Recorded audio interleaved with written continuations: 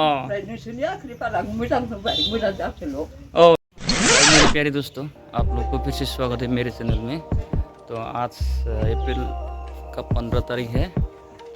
तो दायो दिनै बोसोर गोदान फैलायबाय नै दा बिमा बिफाखौ दायो मान होनो नागिरदों आरो भिडिअखौ नोंथांमोना नायलांबाय था आरो न'खरनि गासै गेदेर जानाय बिथांमोनखौ दायो मान बावनो नागिरदों आङो।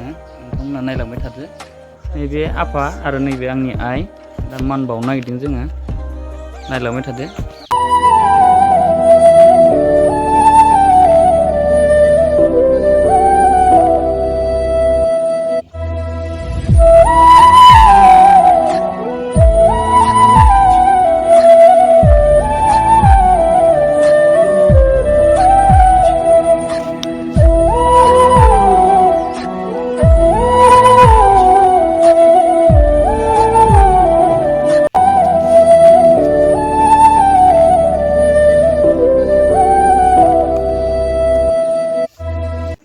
दायो जोङो बिमा बिफाखौ मान होखांबाय आरो दा होनो गोनां दंबावो जोंहा आदा आरो बाजै बिथांमोनाखौबो होनोसै।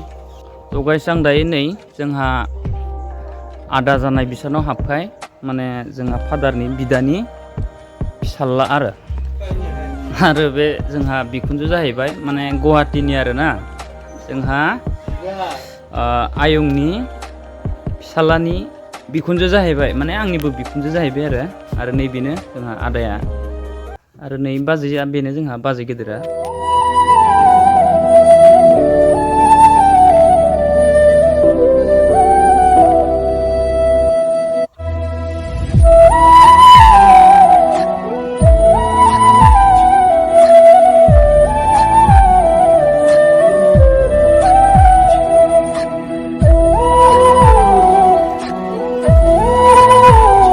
फाइनालि गाइस दायो मान होनाया बेयाव जोब्बाय आरो दा थांलायनोसै।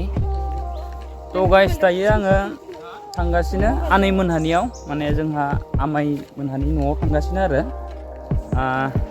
आइनि फंबायनि न'आव थांगासिनो आरोना, आनैखौ एसे मान होना फैनो। दा मानसियासो दंना गैया, नै जोबोर मोजां साजायनाबो दोनदों नै बैसागो बोसोर गोदाननि बिबार माला बायदिसिना। नैबे जाहैबाय नै जा फंबाय आमाइनि फिसाज्लाया, बेनो बे न'खरनि। नै लाहार फाहार खालामगासिनो दङमोन आनैया, बाथौ गुदियाव खला होनो नागिरदों। बिबाराबो नोगोद दं, मोजां मोजां बिबार, गुफुर गोजा लाइट दंजोबथारो ने। थ' दायो नै आनैया बेनो, आनैखौ दायो जों मान बावनो नागिरदों।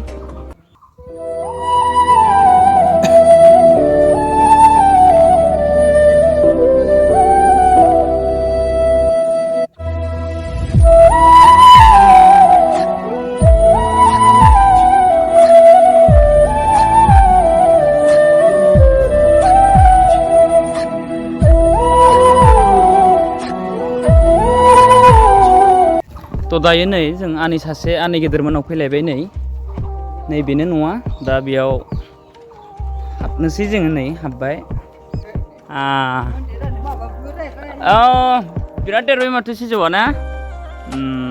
खला होनोसै बेयाव। फै आनै ओरै फै। थ' नै आनैया बेनो।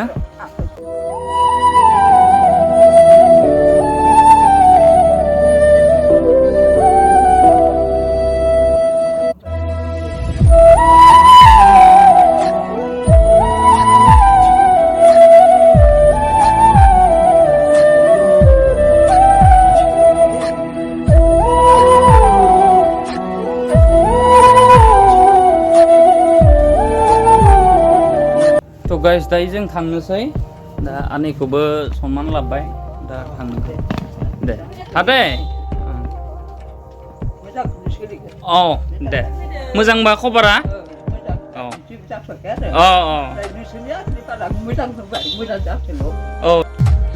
लोगोफोर नै दायो आरो आनै सासे मोननि न'आव फैलायबाय जोङो। आनैयानो गोबां दङ आरो बेथिंनो साउन्ड बक्स माबा दामबाय थादों, खिन्थु फांसनबो जागोन ना दिनैनिफ्राय लोगोफोर, नोंथांमोना बेखौबो देखायगोन आं नोंथांमोननो नेक्स्ट भिडिअ'आव। नै बे आनै मोनहानि आरो आनैयानो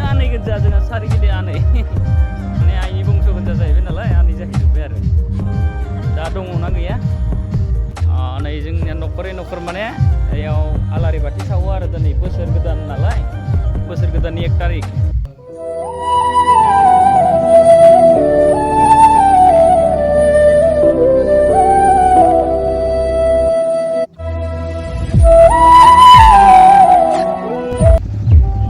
फाइनालि गाइस दायो जोङो थांगासिनो आंनि गुमै आनै आमाय आमायखौथ' देखायबाय दायो आंनि गुमै जानायनियाव थांलायनोसै आरो ना नैबेयाव माबा जागोन बैसागो फांसन दिनैनिफ्राय दिनैनिफ्राय ना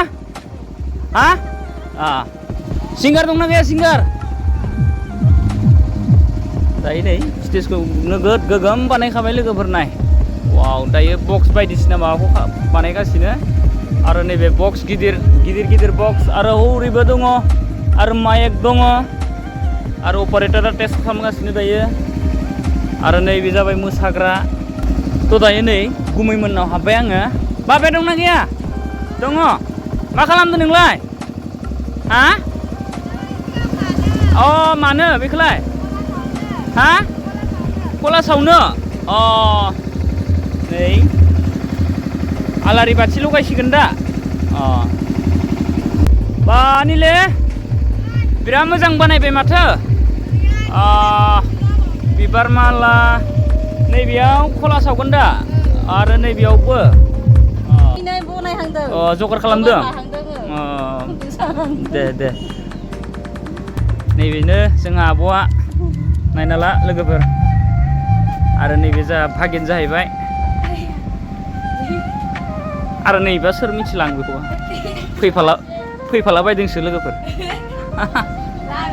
नैबेलाय लोगोफोर नै गुमैया जोंहा गुमैया खुलुमबाय खुलुमबाय मोजांबा खबरा मोजां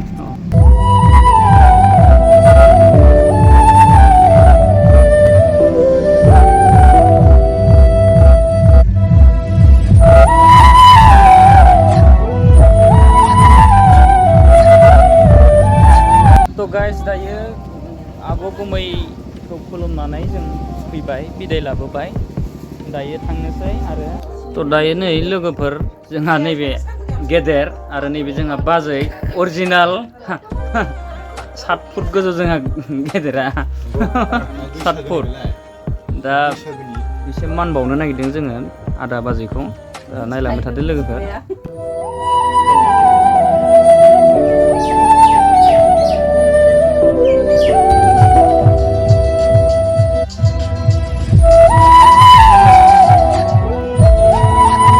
फाइनालि गाइस दायो जोबनो हमबाय आरो नै आमाया नै दोंलायबावो लास्ट बेनो जोबथा बेयाव होलायनोसै आरो ना मानसिफोरा दंना गैया नै नोंसोरलाय बहा थांनो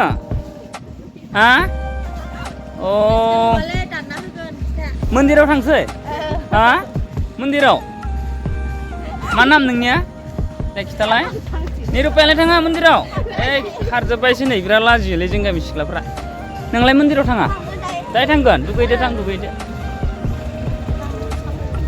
नै बेहालाय मा जाखो दासो दुगैदों बडिया नै 6 पेक बडिया देखायलाय 6 पेक बडिया थ' गाइस नै आङो बेसानाव मोनफैबाय आमायमोननाव नै बेनो आमाया आमाय मोजां खबरा आनैयालाय दङ ना एसे बोसोर गोदाननि हाबफैदों आमाय नै बिनानावा खला सावदों आलारि बाथि सावदों नै आनै मोजांबा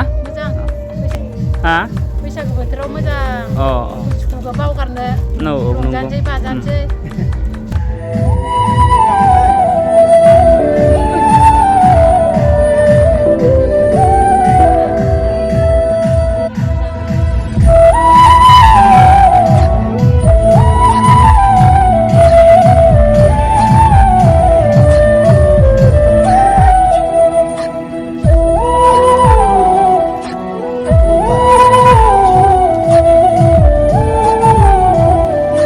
फाइनालि गाइस दायो मान होनाय हाबाफारिया जोब्बाय मेंबाय लोगोफोर बहुत मेंबाय आन्थु साजोब्बाय एक्चुअलि बोसोर गोदाननि मुङाव बयखौबो गेदेरखौ मान होनांगौ आरो गेदेरा उन्दैनो बोर सारस्रिनांगौ जाहाथे फैबाय थानाय जिउआव माने जाहाथे गाव साननाय हनायफोरा गासैबो जाहाथे जाफुङो बिनि थाखायनो बेखौ खालामनाय जायो आरो जोंनि हिन्दु समाजाव बेफोरो थाखायो खिन्थु फ्रायानो खालामा खिन्थु खालामनांगौ जायफोर फंबाय बिनानाव फरायफुनाय बा जायखिजाया जिखियानो मानो जाया जाथों मानो माने गेदेरखौ मान होनांगौ आरो गेदेरा उन्दैनो बोर सारस्रिनांगौ नैबे बोसोर गोदाननि मुङाव।